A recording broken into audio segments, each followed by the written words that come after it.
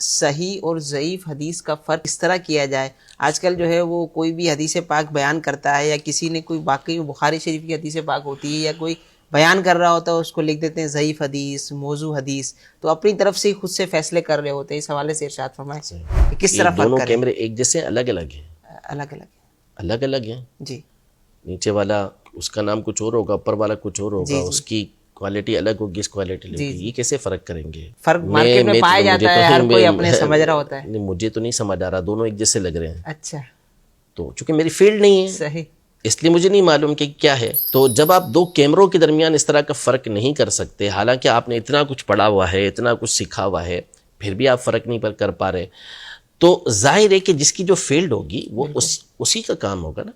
اب حدیث صحیح اس کی پوری ایک تعریف ہے. میں تعریف بیان کروں تو آپ پریشان ہوں گے. میں مثال کے طور پہ کہتا ہوں، ماشاءاللہ بڑے پڑھے لکھے لوگ ہیں، کیمرے کا فرق بھی ان کو آتا ہے. متصل سندہ بنقل عدل ضابط عن مثلہ ولم یکن شذا ولا معللا. یہ حدیث صحیح کی تعریف ہے جس کی سند متصل ہو، عادل و ضابط راوی ہوں، اس کے اندر کوئی شذوذ اور علت نہ ہو. اب ظاہر ہے کہ یہ کیا اس کو سمجھیں گے؟ حالانکہ سمجھنے کی قدرت رکھتے ہیں، لیکن کب؟ جبکہ اس کو سیکھیں گے باقاعدہ. اور پھر ضعیف کے بارے میں کہوں کہ جس کے اندر حسن کی صفات نہ پائی جاتی ہوں تو اس کو جو ہے وہ ضعیف کہا جاتا ہے، تو یہ کہاں سمجھیں گے؟ ظاہر ہے کہ سمجھنے کے لیے وقت لگانا پڑے گا اس کو. تو یہ پوری ایک فیلڈ ہے، جب تک آپ اسے سیکھیں گے نہیں اس وقت تک آپ اس کا فیصلہ نہیں کر سکتے.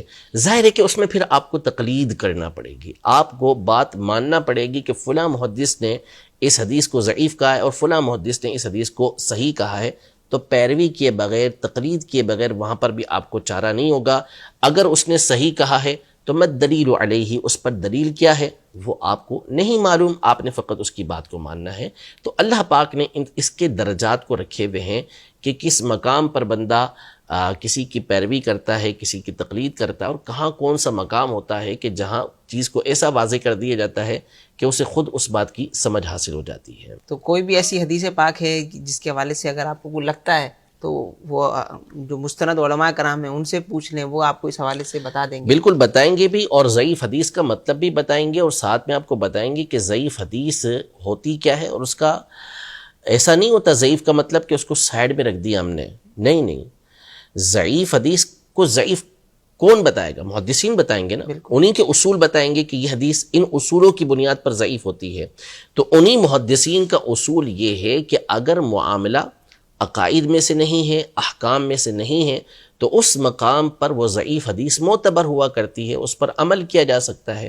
تو جو محدثین اس حدیث کو ضعیف بتانے کے اصول بیان کر رہے ہیں، وہی محدثین یہ بتا رہے ہیں کہ ایسی ضعیف حدیث کو آپ فضائل کے اندر جو احکام نہیں ہیں، جو عقائد نہیں ہیں، اس مقام پر آپ اسے استعمال بھی کر سکتے ہیں، اس پر عمل بھی کر سکتے ہیں.